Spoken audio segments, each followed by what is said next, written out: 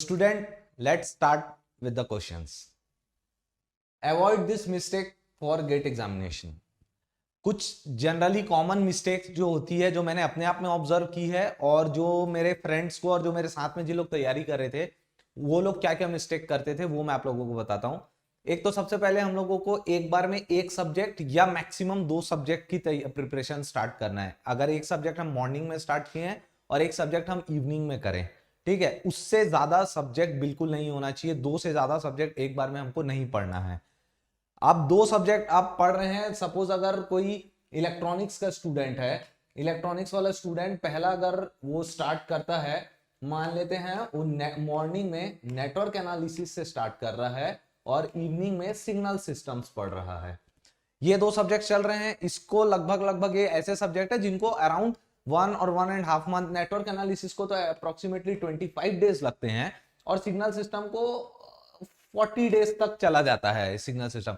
तो ये दो सब्जेक्ट जब चल रहे हैं, ये सब्जेक्ट जब खत्म होंगे तब हम तीसरा कोई भी सब्जेक्ट जैसे डालते हैं। अगर हम एनालॉग इसमें डालते हैं, एनालॉग डालने के बाद हमारा अगर जैसे नेटवर्क खत्म हुआ और तब हमने एनालॉग डाला है, तो एनालॉग चल रहा है, हमारा सिग्नल सिस्टम चल रहा है, लेकिन इस बीच में हम नेटवर्क की भी रिवीजन कंटिन्यू करते रहेंगे।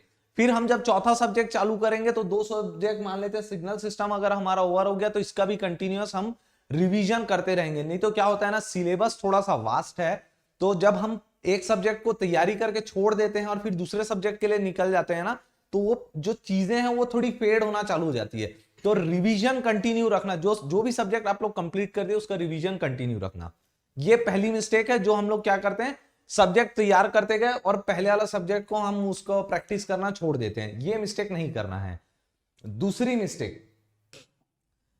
मिस्टेक हम लोग ये करते हैं यार, क्या होता है हमारे आसपास के जो फ्रेंड सर्कल होता है ना, कॉलेज में प्लेसमेंट आ रहा होता है, कोई कुछ प्रिपरेशन कर रहा होता है, इस तरीके की कई चीजें रहती है।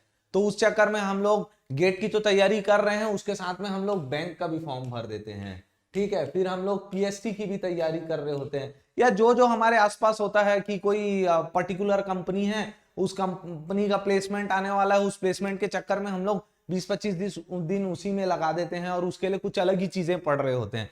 ये मिस्टेक नहीं करना यार, क्योंकि गेट एग्जामिनेशन, गेट ही नहीं कोई भी एग्जामिनेशन है, कंसिस्टेंसी मांगता है। बीच में अगर आप उस एग्जाम को छोड़ के दूसरे एग्जाम की तरफ फोकस करोगे या किसी और चीज की तरफ फोकस करोगे, फ्लो टूट जाता है, तो वो कॉन्फिडेंस नहीं आ पाता, क्वेश्चंस फिर ना थोड़े से कंसेप्ट बिखरना चालू हो जाते हैं, सिली मिस्टेक्स होना चालू हो जाती है, क्योंकि अगर चीजें फेड आउट होती है। ये दो मिस्टेक है जो जनरली लोग प्रिपरेशन के ड्यूरेशन में करते हैं। ठीक है, नेक्स्ट क्वेश्चन की तरफ अपन बढ़ते हैं। What not to do while preparing for GATE exam. यार एक तो मैंने जो आप लोगों को मिस्टेक बताई कि एक एग्जाम के लिए जब आप लोग तैयारी कर रहे हो तो दूसरे एग्जाम के बारे में नहीं सोचना है हमको। मतलब सिमिलर काइंड ऑफ एग्जाम में आप कर सकते हो, जैसे आप गेट कर रहे हैं तो ऑब्वियसली लोग ईएस की भी तैयारी साथ में कर रहे होते हैं, ठीक है, या फिर और भी जो इससे रिलेटेड टेक्निकल एग्जाम होते हैं, जैसे बीएआरसी का होता है, इस तरीके के जो टेक्निकल एग्जाम है या जो सिमिलर जिनके सिलेबस है उनकी तैयारी हम करते हैं। बट जो एकदम जैसे स्टेट पीएससी वगैरह के एग्जाम है उसकी तैयारी नहीं करना है। तो ये तो हमारा हो गया व्हाट नॉट टू डू।